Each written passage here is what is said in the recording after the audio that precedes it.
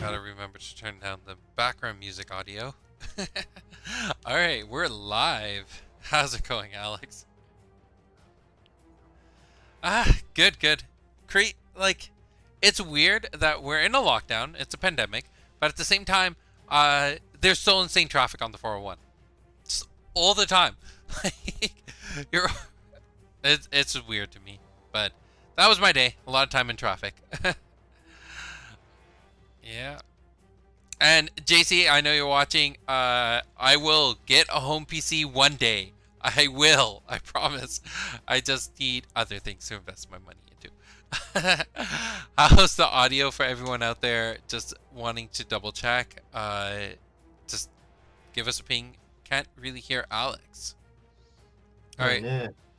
All right. Yep.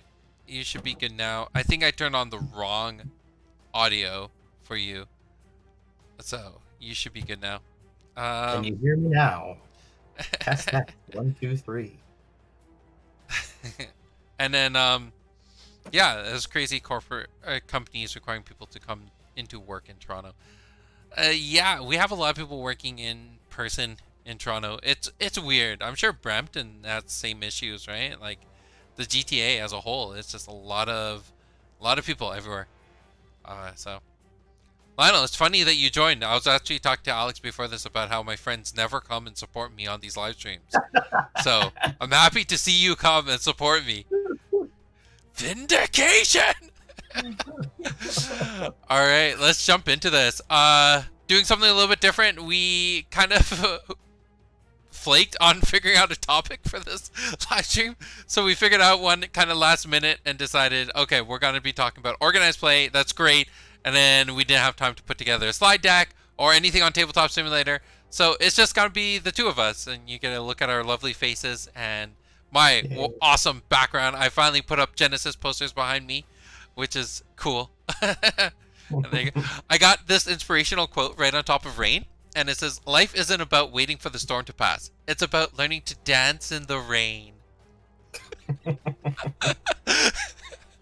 Darren, we are definitely friends, but I see like Alex gets this awesome support. You and Steve come and support him every single week for all his presentations. Lionel, I think this is the first time he's come and watched this in like ever. Still love him. All right, so we're talking about organized play. Before I jump into this, I want to give a huge shout out and thank you to all our Patreon supporters and to all of our future leaguers. You help make this game and push it in so many wonderful directions. So I want to give a huge shout out to all of them. And I want to just say it's cool doing these presentations. We're on now episode 27. We've been doing this for over half a year, over 6 months. And we may at last minute decide our topics, but we haven't actually gotten to a point where we've ran out of topics. So that's kind of a cool thing. I know in the past a lot of people have been trying to make content around Genesis, and after a few weeks they just, I don't know what to talk about anymore. But I'm happy that we've gotten to a point where we're not running out of topics. And we have a lot of cool things to talk about over the next few weeks. I know we're going to be talking about 2nd edition stuff. We're going to be talking about Origins, the pitch contest when this month wraps up. We still got to talk about Future League stuff. There's a lot of things to talk about. So thank you for tuning in. Thank you for being part of the community and supporting us on a regular basis. All right. Wait, before you go any further, since we brought out the pitch contest, Patreon is tied 4-4. So if you really want your card or a specific card to win, you got to get on there. Yeah, that's very, very true. For everyone who is monitoring the pitch contest, who's a part of that, Facebook and Reddit are the initial narrowing things down from the top 5 down to the top 2. And then Patreon is where we're going to be determining the winner. So all those Patreon members, if you haven't gone to log into Patreon in so long, go do that and cast your vote, because there's some really cool ideas and I really want to see, I don't know, like I want to see which one wins, of course, for all the categories, but I think the one that I'm most excited about will be Chaos and Thymos. Those are two that stand out for me a lot. That's fair. Steve asks, what happens if there's a tie? You'll just have to wait and find out. It's our secret. Yeah, yeah. I guess I think Alex says that in a way that basically we didn't plan for there to be a tie. So if there is a tie, we will figure out a plan. Um, so, all right, let's talk about organized play. Let's start. Alex, do you want to define in your mind what is organized play? Well, it's play that is organized. Yes, yes. Jefferson. We are done. We're out of here. No, Organized play. Yeah, I'll go another way. For me, when I hear organized play, it's usually some sort of play form. Not how to say form.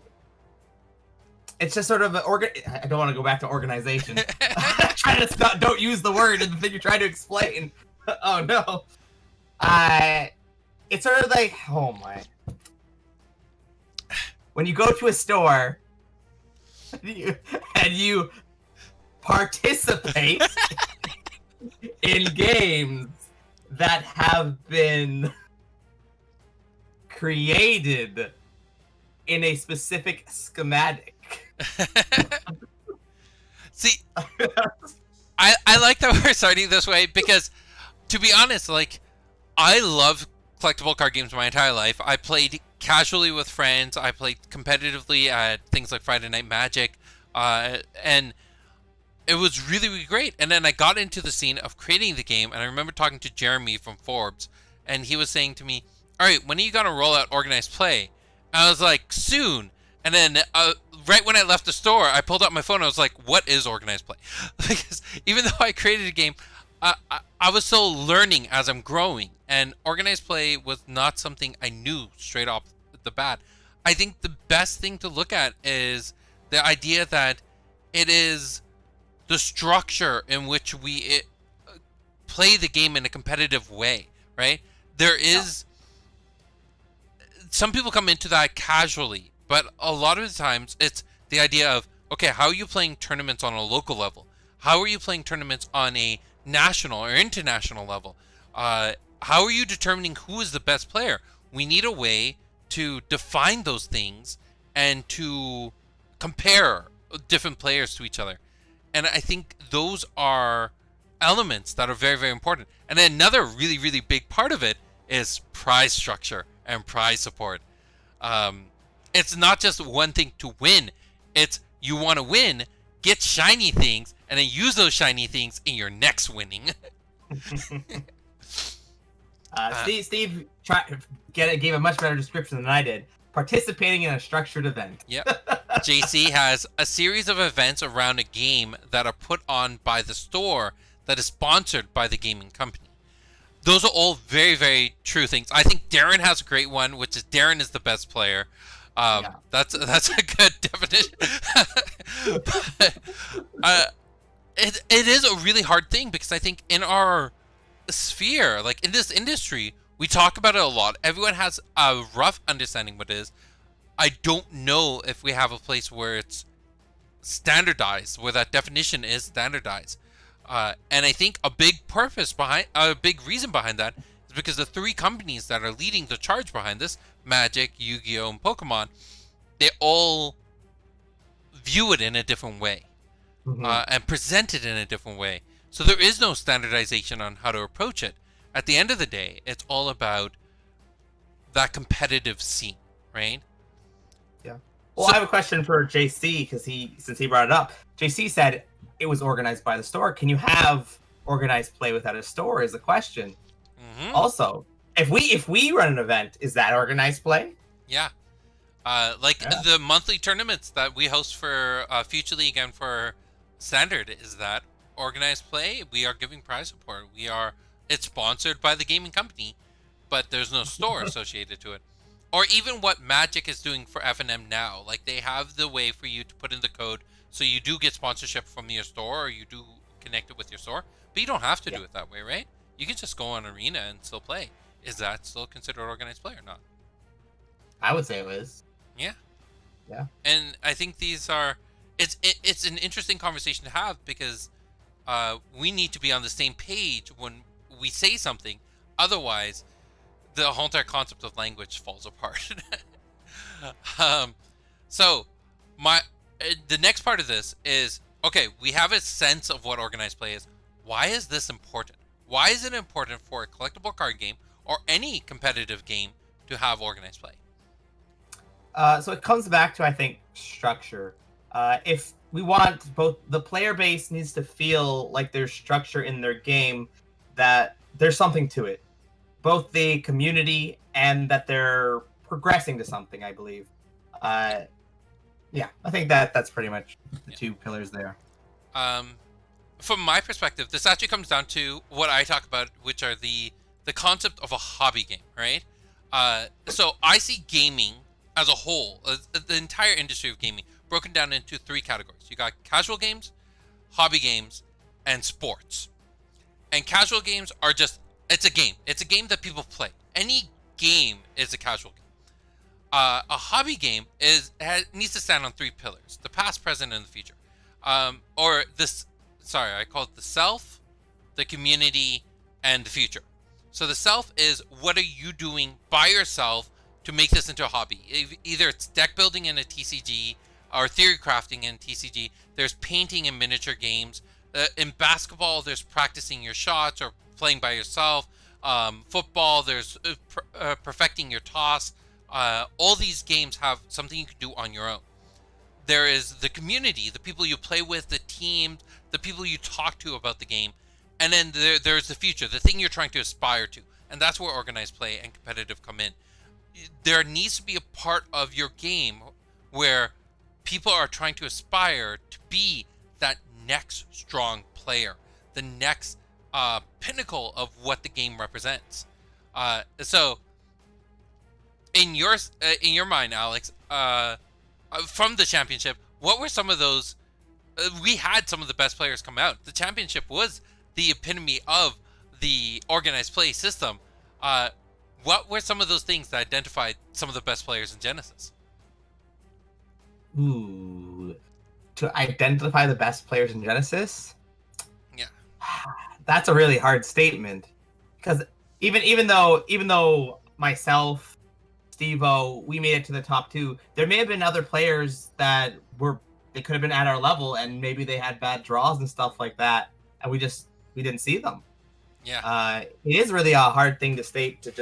I don't think you can pinpoint a person and say that's a good Genesis player right there. No, but what I was trying to play over and over again. Sorry, like what I was trying to lean towards is going back to those three pillars of a hobby game. If you have some of those best players out there and you're watching them play, what could you extrapolate? What are some of the things you're looking for, or what can a casual player do when looking at a serious player to become better themselves? Okay, I see what you're saying. Yeah, so then it really does come down to watching how they play. But really that step is, how did they get to there? Yeah. And most of that time is they themselves have played over and over and over again. Yeah. Yeah. Yeah. I think practice is definitely a big thing in Genesis, because I saw that with especially your playstyle, Steve-O's playstyle. It was a lot of, it's not like you just picked up the game and you were ready for the championship. You practiced with the decks you played with. Steve-O was a bit of a weird case where he just built the deck the night before, but at the same time, that deck plays into a style that he's very comfortable with. Yeah. So that's really cool. Well, along those lines, I agree. So the deck that I ran, it did continue to grow, but it growed with every game I played. I saw where it was weak and where it was strong, and every time I faced a new deck that I hadn't played before, I would see a new weakness in it and I'd adjust. Yeah. And that's what you need. You need to continue to play, to grow.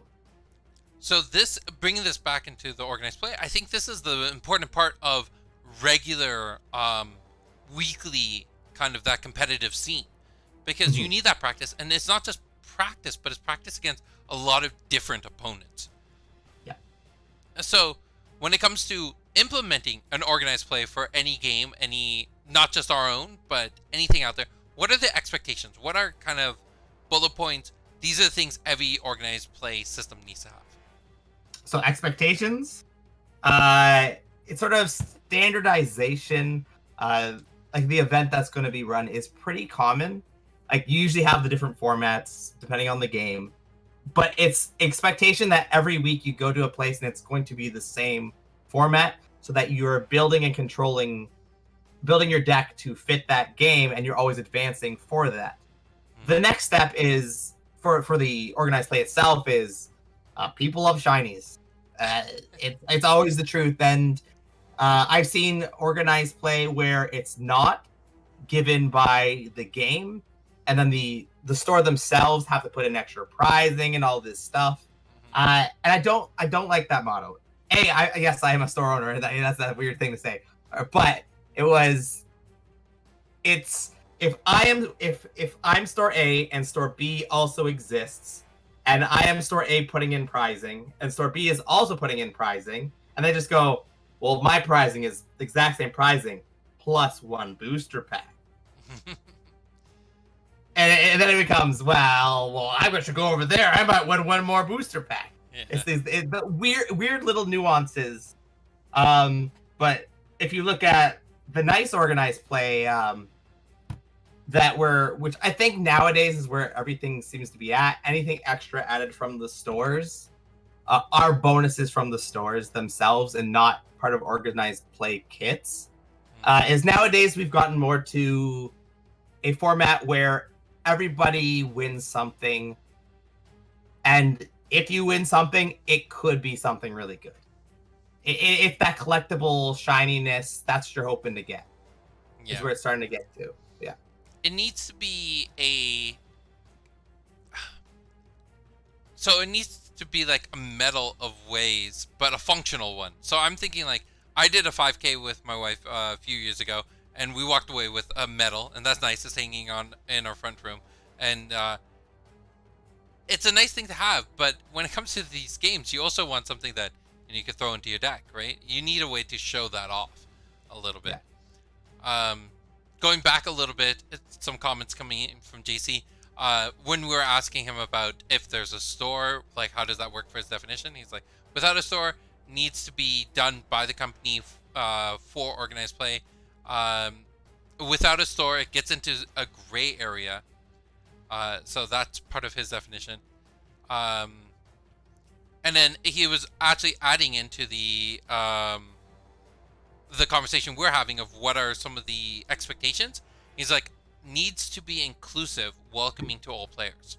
And that's very true. I think, so I don't want to call it the store, but I've definitely played Magic back in the day at some stores where I was a new player. I just got back into the game after years being away, and I remember being decimated my first match we were playing best 2 out of 3. I was done within the first 5 minutes. Like, it was over for me. And the guy I was playing with, he looks at me, shakes my hand, and then turns around and starts talking to his friend. And I'm just left in the cold. I got nothing to do for the next 40 minutes. And it's something that we would love to have in the games at every store, but it's one of those things that's hard to control. Yeah. And I think your experience has gone talk to that a lot because you hosted a lot of these events. Well, then if you we'll give you the real truth, everybody. That if I know a new player is joining an event, I usually pair them with somebody that is friendlier. I straight up do. I honestly do, because I do that first thing that you just talked about. It really can kill a player. Especially like you had the advantage that you were coming back, but if that was your first experience ever to the game, and that's just it. That's it. It's like, oh, you play, you lose, and the other guy just turns away. Yeah. And so I think part of that is also a host that very much understands how to make a welcoming environment, right? Yeah. Pairing them with the right people, or if they know that the game's going to end soon, making someone on their staff available to sit with the player afterwards, be like, what did you think about the game? How, what would you have done differently? Or just a conversation, right? Making that competitive space feel more friendly. Yeah. Coming in from Fab, Rochester, New York. Organized play is awesome It builds communities. Professional play is the next level, a totally different beast of the community. So, do you see, Alex? Do you see organized play and high-end competitive championship type of tournaments as two separate entities, or is one just a precursor to the other? So in theory, yes, one is the precursor to the other, because you're not gonna have an. It's very rare that you're gonna have a new player picks up the card game and goes, "I'm gonna go to the championship. It's my grandfather's deck." It is definitely a precursor. You need a starting point because even to have confidence, that it is important to have confidence in the game you are playing to go there. That's why you won't see new players necessarily at those events. Actually, I assume that the Fab, this commenter, that's Flesh and Blood. Actually, Flesh and Blood recently published their path for the organized play, and I think that it was really well put that they were able to show how the entire thing works and break it down and make it very clear and communicate to their audience. That's one of the things that Legend Story Studios does really well, is that they communicate everything that they're doing in a very clean, professional, organized manner. And that's an expectation I would have for organized play. It can get very convoluted and out of your hand very quickly if you don't have a system laid out. Yeah, it's just a thought that came across my mind. I don't have follow-ups on that. It's just like, kudos to them. And I wish more games kind of did that. My experience doing organized play, playing Friday Night Magic, I'm wanting to compete on a high level. The information wasn't out there on how to do that. Yeah. And I guess that kind of gives me confirmation, because part of me was worried that it was just me. Maybe I wasn't asking the right people, asking the right questions. But I don't know if it was like on their website, or how do you get into that inner circle of figuring out how to get to invitationals and nationals and, the Grand Prix. So I'll give you a secret. Is as a store owner at the time, I had to figure out how to get into the inner circle to run an event for people to get to the next event that would start them on that road. It wasn't until I think my third year where I ran one event for Magic that was I don't remember what it was called.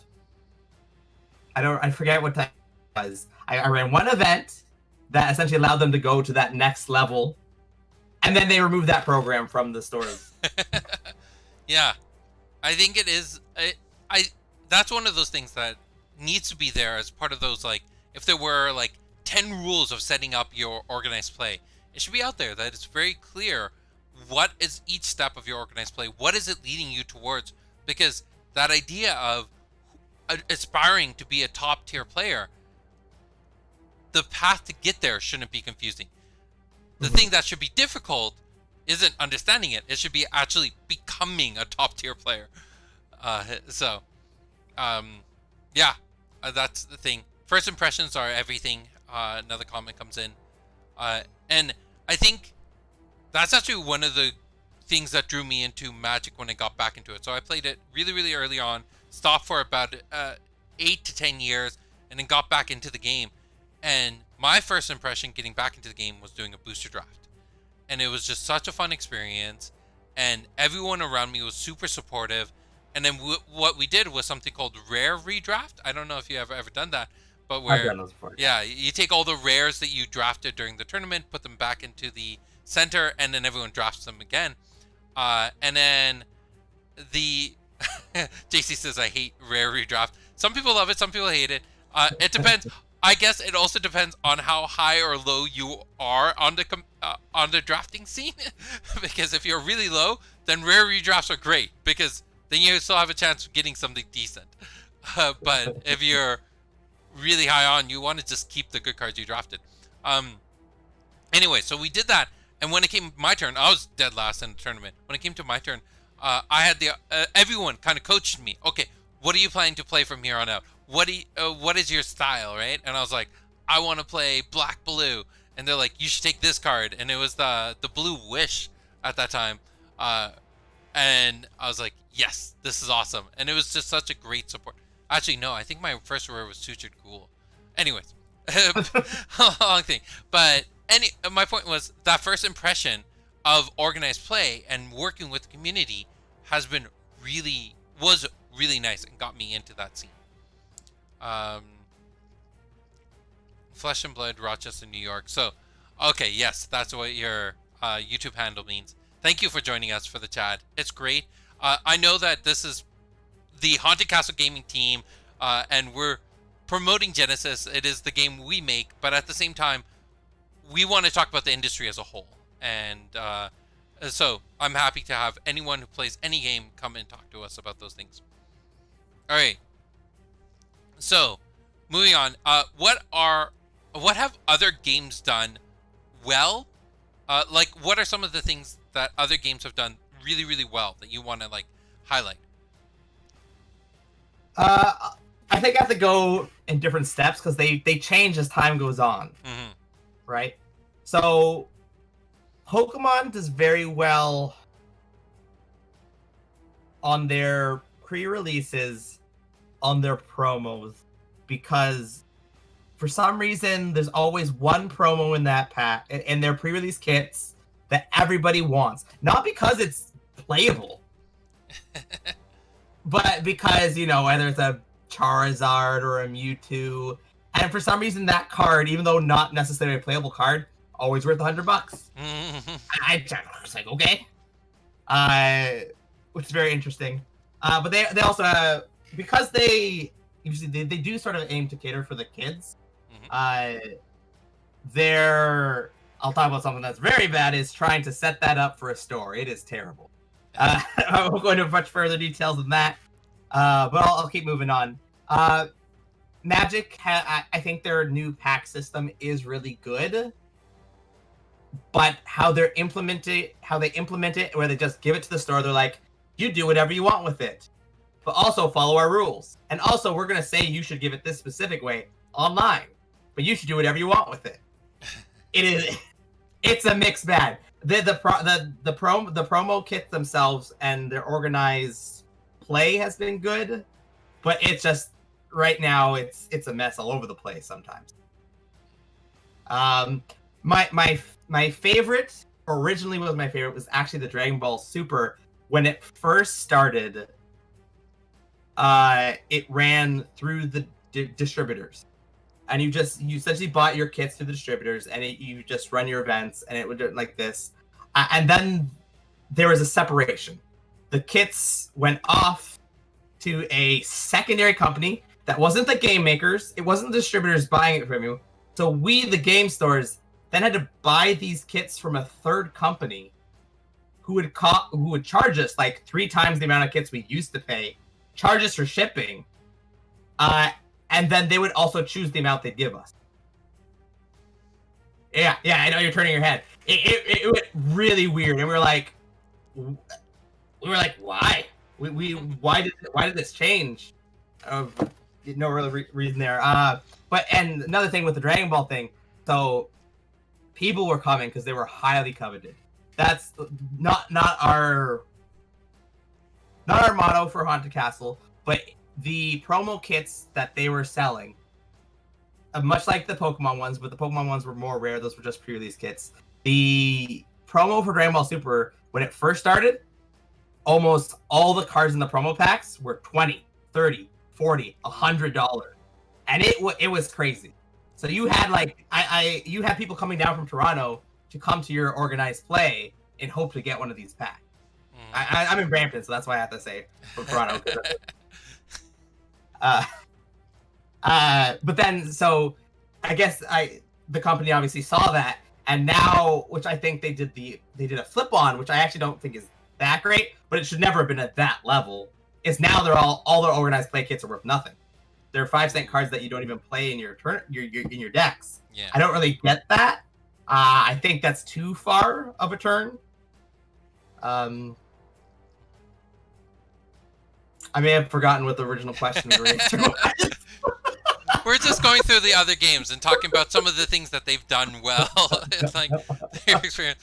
I know, so I don't have a lot of experience with modern organized play. It's been a while since I've played any other games besides Genesis. I've dabbled in the games, but I've never played them on a competitive scene. So for me, the one thing I did watch was Yu-Gi-Oh! And I thought it was really interesting that Yu-Gi-Oh! Has a system of your entry fee is more or less giving you your organized play booster pack that you get. Yeah. And then you're competing, and then the store's putting in other prizes or some other systems in place for prize pool. But it has this very even center of like everyone's just buying a pack, and then you're going in for the tournament. Yeah. And so I thought that was really cool. The thing I love about organized play is having that dedicated night of the week that you go to the store to play your hobby game. And I think all games do this well. Magic was very smart and capitalized that Friday night, and they've owned it. And now I know, like, talking to other people who are outside of this industry, talking to me and being like, you should do the same thing, or you should try taking Friday. And I'm like, it's not happening. That's not happening. It's like being like, I'm gonna take Sunday football. Like, that's not happening, right? So it's cool that, like, work with the stores, work with them to try to find their space, and that's one thing we've been trying to do. I know at Dragon World, it was Sundays there, it was Thursdays at Heads or Tails, Fridays at Forbes. Every store did things differently, and we worked around that, because at the end of the day, the store owners know their community, and if their community's like, hey, we love this game, but we can't do, Tuesday nights, can you move it to Wednesday? And so it was like, sure.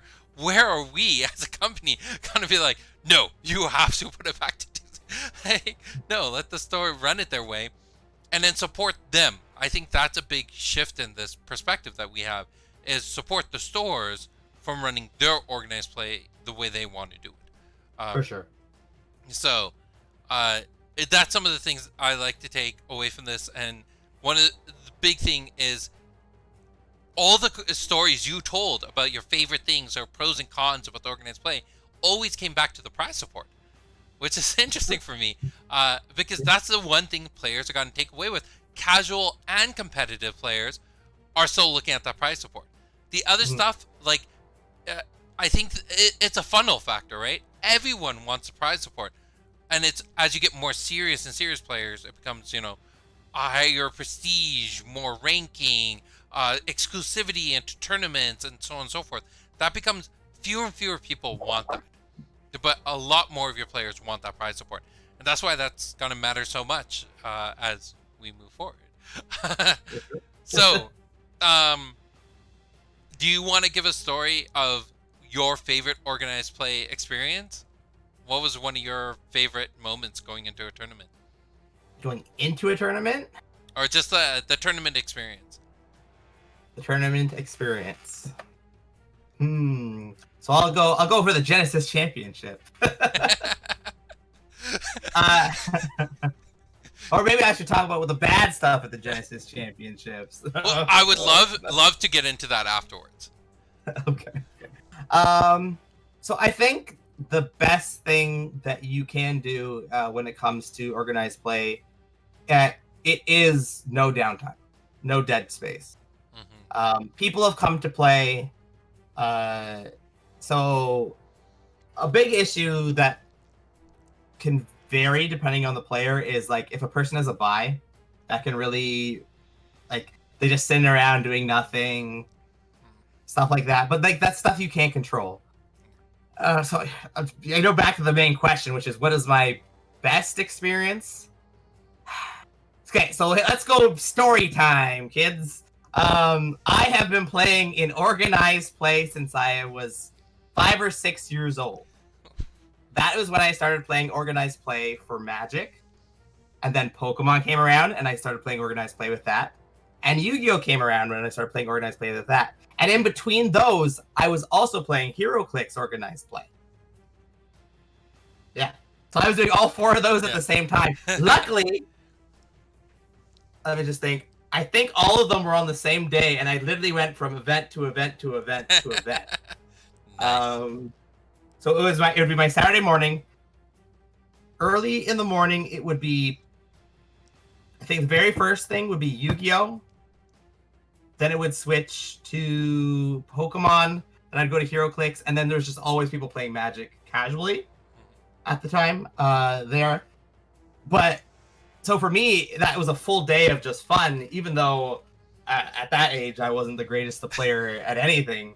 I definitely know in Magic I was like I was welcomed with open arms because I was this tiny kid playing Magic with all these older people and they loved it. Like one of my biggest wins. Okay, here this is the truth. Here's the big one. This is the one I want to talk about organized play. I don't know if I've mentioned this story before, but back in the day, Magic would rank you. You would know your actual rank as a player within that.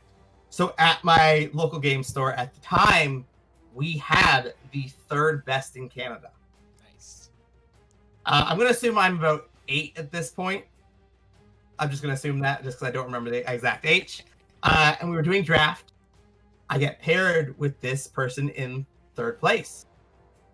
And I beat him. And he has a huge freak out. He has this massive freak out because the point system was based on who beats you and you winning. Oh. But everybody else in the store, like as this guy freaked out and like walked out of the place, came over to me, they're like, oh my god, that guy, you beat that guy. Ah! They were so happy that this guy, because he was so smug, because I'm third in Canada. Like he was a smug player, bestowing his rank upon other people.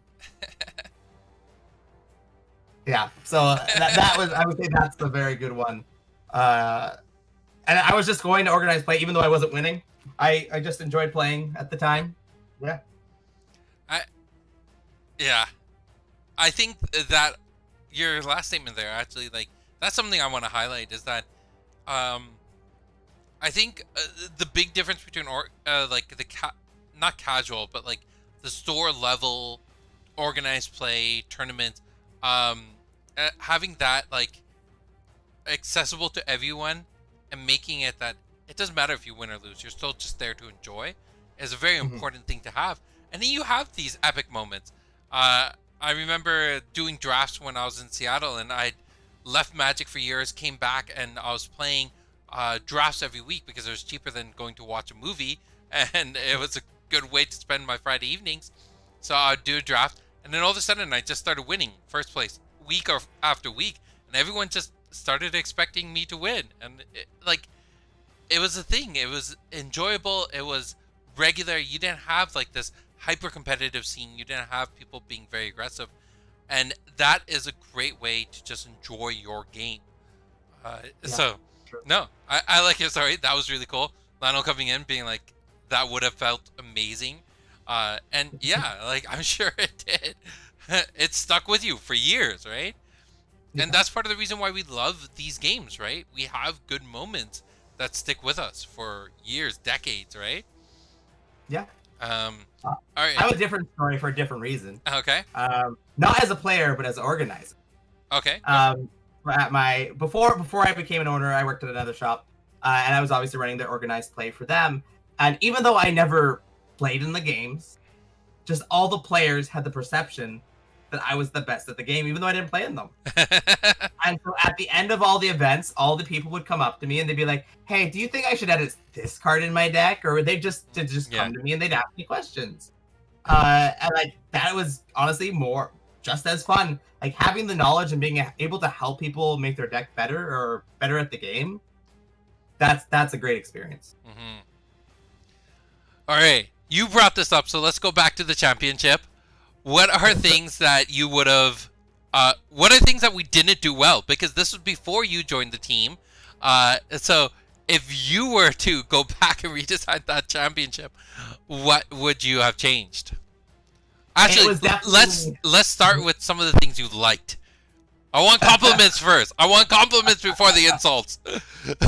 All right. So we'll start with we'll give you some rep there, Sid. Sid had finally beat me after like a year of losing to me It was his first win against me. Yeah, that felt good. That felt good. I enjoyed playing all the designers. That was great. It was even better when they were like, I beat them with the deck that I was playing at the time, and they're like, "Wow, you're running that in the championships?" And I went, "No, I'm not," because they thought the deck I was running against them was really powerful, and then I had to show them the other deck afterwards. That was very fun. So for me, where there was, I think, two mistakes done was at the time we didn't have there wasn't a proper system for who won and who didn't win, right? I believe I remember there was an issue with the points. I believe one of the players that was with me got a bye, and in the system it counted them as having a loss. And that was a huge issue, and we were like, whoa. Like that's just like a loss for just being there. And we talked about the issue of buys always cause issues. Can't control it though. Yeah. But it was just that system. It marked buys as losses. No, I remember what it was. I think it did do that, but we fixed that. But it also marked buys as for tiebreakers like negative. Or something like that. So that player, and this is an actual issue, in the following round got paired down. So they played something they actually shouldn't have been playing. And he ended up losing to that player, which in one sense you could say, well, he lost to a lower point player, so she wouldn't have technically gone up. But on another sense, he should have never been playing that player. Yeah. But that's just sort of a hardware issue, and that was your first time running that type of event. Yeah. As we are working on our own programming system, hopefully that'll be fixed, right? Yes. And then the second one would be some dead time, where a lot of players would finish their games, and then we would, because you guys were very polite and you guys were maybe too nice, you'd be like, oh, let's extend the time 10 minutes to let the rest of the people finish their game. And then their games would finish, and then you guys would be like, well, they just finished their games. Let's give a half an hour. Let's give a break. Let's give maybe a 15 minutes. We'll give a 15-minute break for those people who just finished. But it's just like, for all the other people, they've been done for 40, 50, 60 minutes. Yeah. And well, that's nice for those people who just were in stressful situations. Everybody else has just been here itching, waiting for the next round to go. Yeah. Yeah. I definitely agree. I think one of the issues, and this is one of the things, subtly, or like, I don't know how subtle you actually intend this, but you call this out on me a lot. I am a very, like, overly polite, very, a great, well, I mean, I express my gratitude a lot to the community. I'm like, yes, thank you so much. I'm going to do so much. I'm going to go above and beyond for you. And sometimes that comes at the detriment to other people. So it's one of those, it's an interesting, like, paradoxical state where it's like, I'm so grateful for being where we are today, like being able to get to this point where we have such a wonderful community and the game's growing, and we're going international and all this amazing stuff. But at the same time, that also comes with having to be strict and firm with rules, and it's something that's a conflict inside.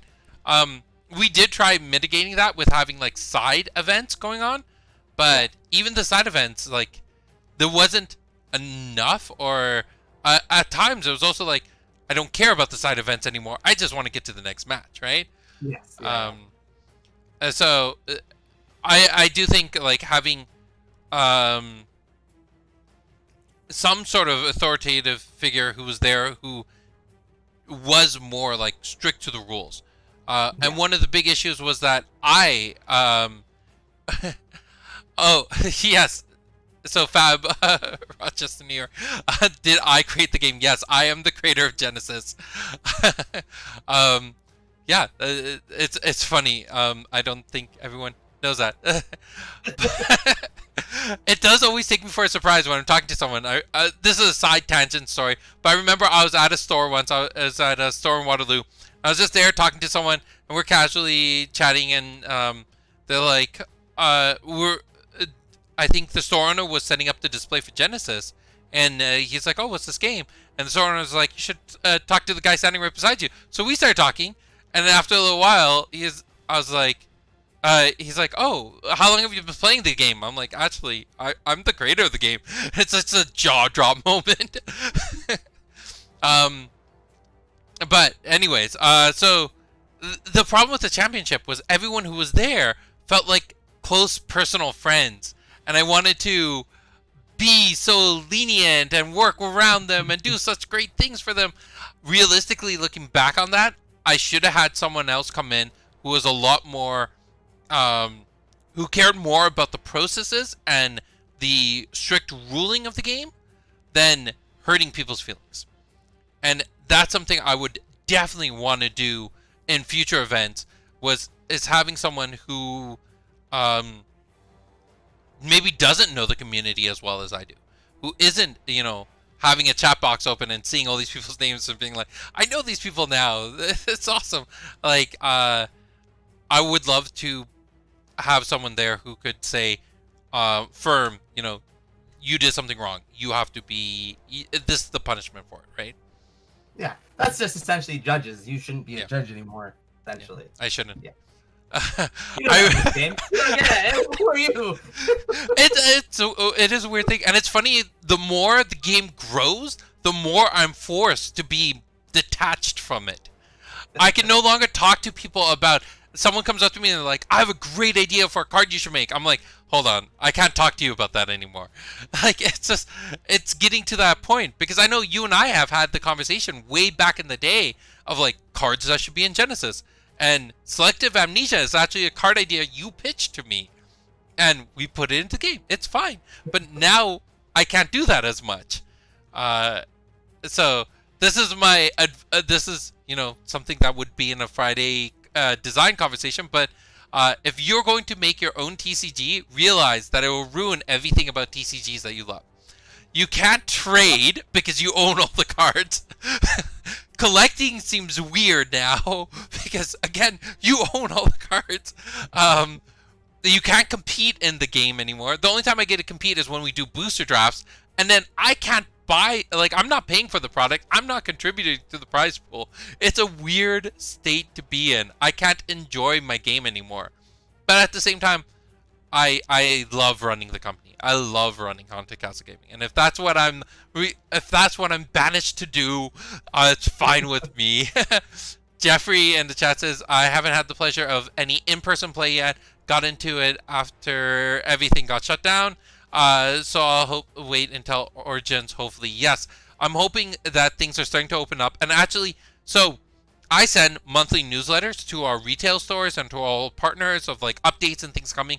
And my next newsletter is actually going to be talking to them about when things open up and they want to start hosting demo events, to reach out and we will send them support to get those things going. So if your local game store is interested in running demo events or doing anything, you can contact me and say, hey, this is my local game store. They're interested in doing this, and I will send a package to that store care of you, and you can get it from that store and work with them and run demo events. We'll do whatever we can to help get those things out there. So from Fab, do the Genesis, the connection, fabulous.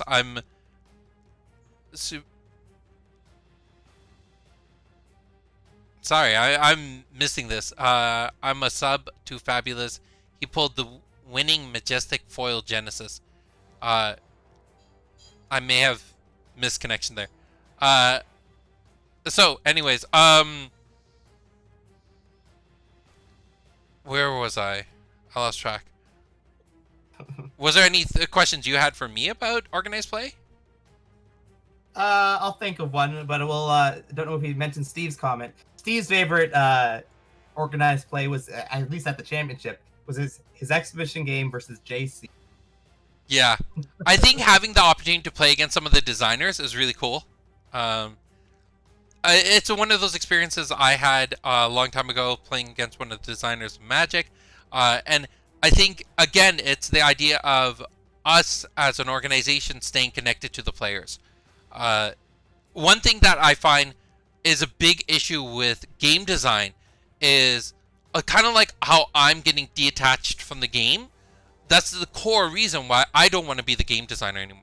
When the game design team is detached from the game itself, you start getting to a point where you start designing things that doesn't make sense and isn't healthy for the future of the game. I know this.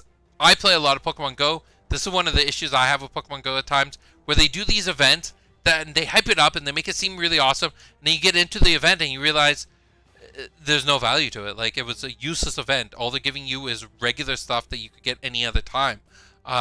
So I think having the game design team talking to the community regularly, understanding their woes and the challenges that are happening in organized play, this is what will make a healthy organized play altogether, right? For sure. Yeah. So while we're here, we have a few more minutes. What are things I know? So for people who are watching, we are in the process of designing organized play for Genesis. Let's at least end this conversation by talking about Genesis. So we're in the process of designing organized play. We're getting it ready for when everything opens up, because there's no point of launching it last year or even now this year. Like, we gotta wait until we're out of this pandemic and stores are comfortable opening up again, and we want to make sure that it's also fair to all as many of our partners as possible, right? So we're using this downtime to also, we are working with a designer and a developer to put together a good tournament tool for everyone to use and participate in organized play. So what is something that you want the community to be excited about when it comes to organized play? Our organized play. To be excited about? I think we have some very good card choices, some very enjoyable card choices, and some cards that I don't think like almost any of our community even has. But a card from the past. I'm going to put that spoiler out there. That's true. That's true. I think something that I'm excited for is being able to have a global-wide ranking system of players. So your story is actually really interesting. There are pros and cons with having that information revealed to everyone and having it out there. But at the same time, I think it's nice to know who are some of the better players, and being able to monitor their progress and being able to evaluate your own. Yeah. Well, the difference that I was talking about with my event was that he lost certain points based on who he faced. Yeah. Yeah. So I think those things are going to be really cool. I'm really excited to see how our first proper software is going to come out. That's going to be a wonderful experience. And I think just working with the developer, the team that we're working with, has been really great. So we're probably going to leverage them to do some other cooler stuff in the future. Yeah, and I think organized play as a whole, it's something to be excited about for Genesis, for Haunted Castle Gaming. We'll tie it into a lot of other cool opportunities in the future too. I think another thing we should talk about is the judge program in the future. Yeah, I think so. Yeah, for sure. All right. I think that's everything for this week. Let me just double check the chat to see if there's anything missing. If you have any questions, now's your last chance to put it in now. Yeah. So JC, you were mentioning the Malik deck that he was running in the championship. Actually, that was one of the coolest times of that was one of the earlier times of seeing the Malik Baruch Summoner deck. We're seeing it popularized a lot more now, but around the championship, that's when I first started seeing that deck pop up. My brother played it. JC played it. I know. Trying to think if someone else was running it. You didn't design it till a little bit later after the championship, right? No, I had one earlier on, but I wasn't thinking it was good enough for the championship. Yeah. I know that Baruch's first play was with Idris, but I think that's when we started seeing this idea of Malik summons, this very aggressive front, and it works really well. So it was cool seeing that come out, and it's now on the meta list, isn't it? I believe so. Yeah. What I was playing, which is still nobody else plays it, but I was playing long. I think me and you are the only ones who play long. We had a newer player who I didn't even think I talked about this, but we had a newer player who was very into Genesis, played it quite a bit, but I'd never heard him before, and they just recently joined the Discord. And like he came in, mailed his own deck, defeated Will right off the bat. Then he faced me, and I was playing long. He's like, I've never faced the person play long before, and of course I just spanked him. But that's not important. It's just the players aren't used to playing long. Yeah. I don't know why. I think long's good. He's so good. The biggest issue when people first started using him, when he first came out, was they expected him to do so much more because he has a decent attack, decent amount of health. Let's play him as a fighter, hybrid summoner, or like a caster, or something else. And it's like, no, just use him for what he is, because he is really, really good at that. He is a shield for your summons, and he's a tank, and on top of that, he's a healer. He's just really good at being in the midst of things as your summons are fighting. So, yeah. To Fab, DM Armada showed some of our packs on his channel. He's done a lot of contributions with us, so I would love, I always want to do more work with him. We actually sent him a gift recently that was really cool for his birthday. And so, yeah, and if you want to do any content creation with us as a partnership, then let us know, and we'll try getting that together. So